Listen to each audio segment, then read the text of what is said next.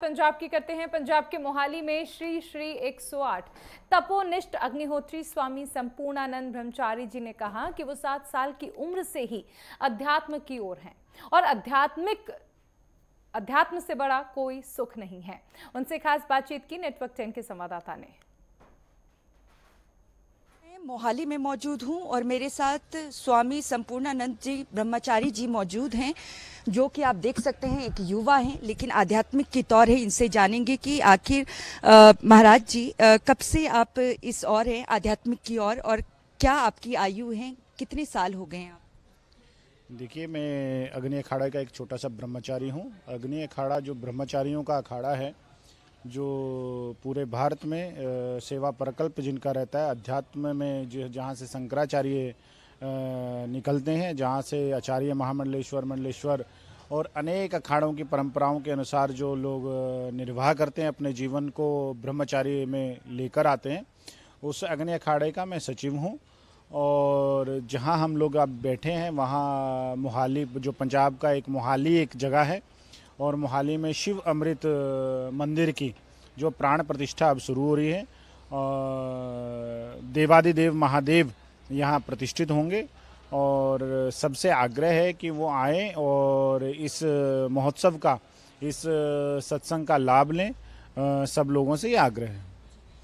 आप युवा हैं, महज 30 साल के हैं और आध्यात्मिक की ओर हैं, खासकर जो आपकी तरह युवा पीढ़ी है, क्योंकि हम पंजाब में हैं, कई ऐसे युवा हैं जो नशे में लिप्त हो चुके हैं और कई गलत गतिविधियों में सम्मिलित हैं। इस ऐसे युवाओं को आध्यात्मिक की ओर किस तरीके से लाया जा सकता है, या आध्यात्मिक के जरिए उनके जीवन में कैसे सुधार लाया जा सकता है? देखिए, जो ये पंजाब है, ये गुरुओं की धरती है, और जो नई युवा पीढ़ी है उन्हें अध्यात्म में जो है, अध्यात्म में जिज्ञासा पैदा करनी होगी। अपने बच्चों को, जो पेरेंट्स हैं, जो परिवार हैं, वो अपने बच्चों पे ध्यान दें। और केवल हम शिक्षा की ओर दौड़ रहे हैं, तो केवल शिक्षा में अगर हम लोग लेके जाएंगे तो केवल शिक्षा से हमारा जीवन नहीं चल सकता। संस्कार को हमें कहीं ना कहीं महत्व देना पड़ेगा, और संस्कार जो हैं अध्यात्म से पैदा होते हैं। जब तक आप किसी मंदिर और गुरुद्वारे में नहीं जाएंगे, किसी धार्मिक स्थल पे नहीं जाएंगे, क्योंकि जो गूगल है वो सारे आपको सब मार्ग बता देगी, परंतु जीने का मार्ग नहीं बता सकती। तो जो गुरु है वो जीवन का मार्ग बताते हैं। तो अध्यात्म का जो बाकी जो हर जगह चल रहा है, ऐसा पंजाब नहीं, हर जगह हमारे बड़ा चिंता का विषय है कि हर जगह हमारे व्यसन फैल रहा है। तो व्यसन ही करना है तो अध्यात्म का करो, वही जो एक नशा है जो सबसे उत्तम है। और अगर नशा करना है तो देशभक्ति का करो, क्योंकि ये नशे ही हम लोगों के जीवन में सार्थक हैं। बाकी सब लोग नशे जो हैं हम लोगों को बर्बाद करते हैं। परंतु कि अध्यात्म, जब तक आप आध्यात्मिक नहीं बनेंगे, तब तक आप बच्चों को अपने संस्कार नहीं देंगे, तो आने वाली पीढ़ियां जो हैं, हम लोग देख रहे हैं कि जिस प्रकार से खराब हो रही है, जिस तरीके से अभी नए कुछ प्रकरण निकल कर आ रहे हैं।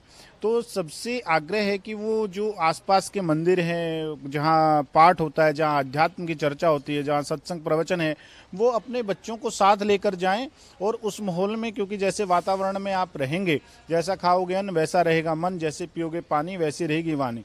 तो आप उनका जो एक वातावरण है उसको आध्यात्मिक बनाइए, ताकि आपके आने वाले बच्चों में संस्कार हों और वो नशे से दूर रहें।